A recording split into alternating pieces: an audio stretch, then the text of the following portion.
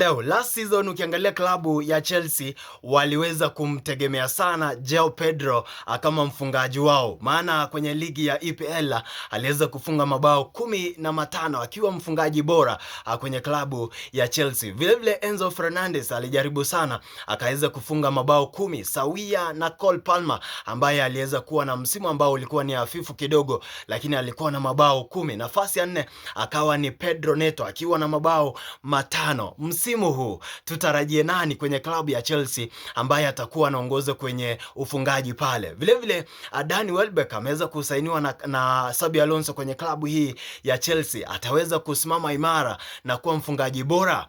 Ukiangalia vilevile Jackson ameweza kurejea baada ya kutumwa loan pale Bayern, amerejea kwenye kikosi cha Chelsea. Ataweza kupata nafasi na kuwa mfungaji bora? Hali itakuwa namna gani kwenye klabu ya Chelsea? Niambie pale kwenye comment section.